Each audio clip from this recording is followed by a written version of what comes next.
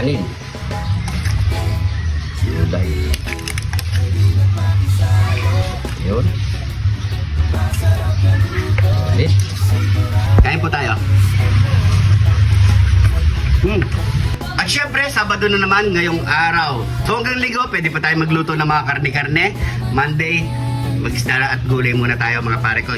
So meron tayo ngayon ditong kal na manok, 2 piraso.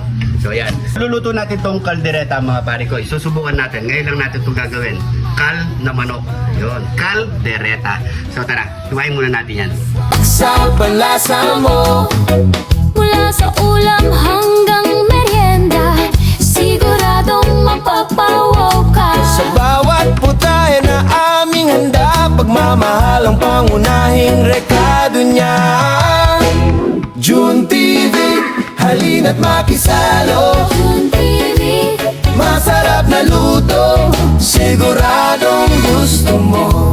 June TV,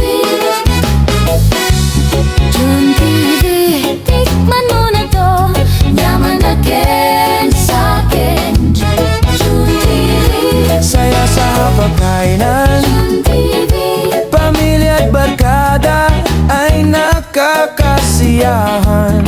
June TV, Sa bawat lutong inihahain, sarap at saya'y walang kapantay rin. Home, home, home. simpleng sangkap, simpleng paraan. Pero lasa'y siguradong panalo riyan. Sa bawat video na mapapa So syempre, matigas ang kal.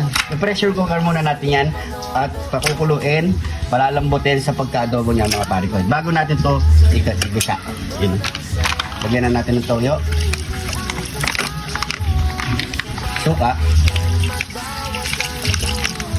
Lagyan ng tubig. Yan.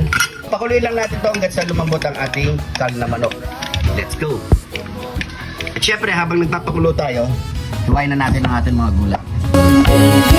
Tikman mo na to, yaman again sa'kin.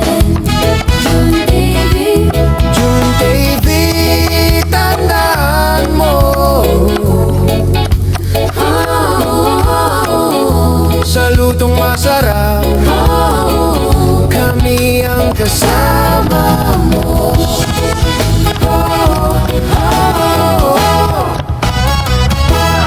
After 45 minutes mga pare ko, malambot na siguro ang ating kal na manok. Pero tingnan muna natin yan ha.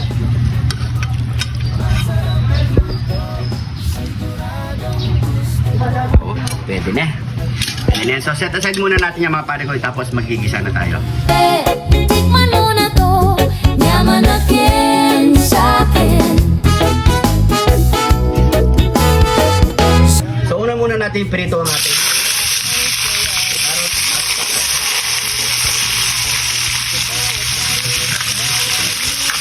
pwede na natin bagayan. Pwede na natin yan i-set aside.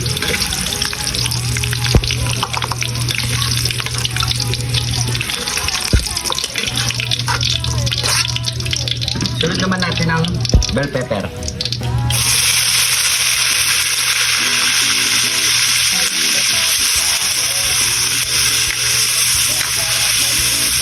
Okay na ng bell pepper.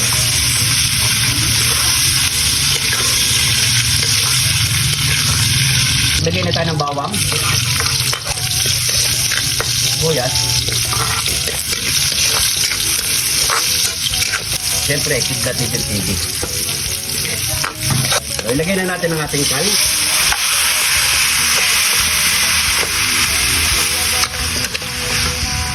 Naglagay na tayo ng pamintang wasak. Haluin lang natin yan.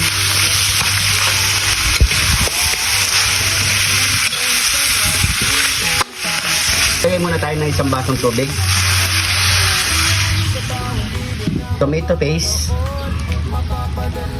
Tomato sauce. Haluin lang natin.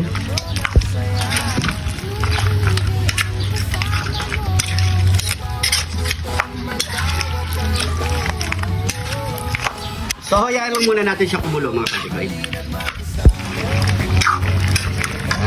Lagyan na tayo ng asin. Tansyahin nyo lang mga pare ko yan. MSG. Yan. Lagyan na natin yung ating mga gulay. Mga 3 minutes, okay na to. So yan mga pare ko, luto na ang ating kalderetang kal na manok. Ayun no, kaldereta. Ano pong hinihintay mo niyan, pare ko eh? Siyempre, yaman na kensakin! Lagyan muna natin ng sarsa ang ating kanin. No? Gulay.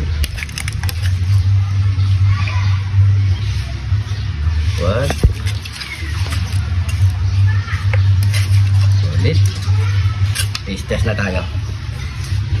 Thank you, Lord. Kain po tayo.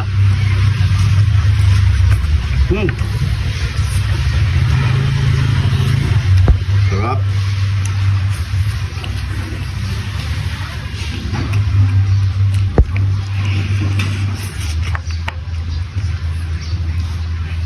Okay.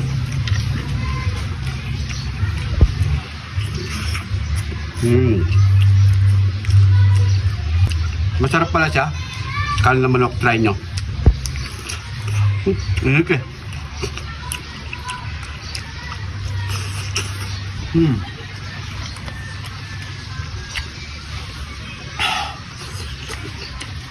Masarap pa kasi pag mainit pag kumakain kayo.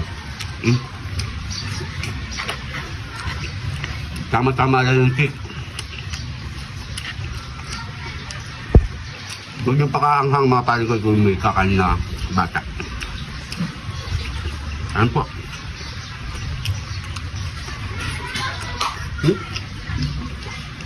Sabi? So yung mga pare ko, kain muna tayo. Maraming salamat sa panonood. Sana nagustuhan nyo. Pa-share na lang po natin video. Saka sa mga bagong followers natin dyan. Maraming salamat po. Welcome po kayo dito. Ingat po kayo lagi dyan. God bless po.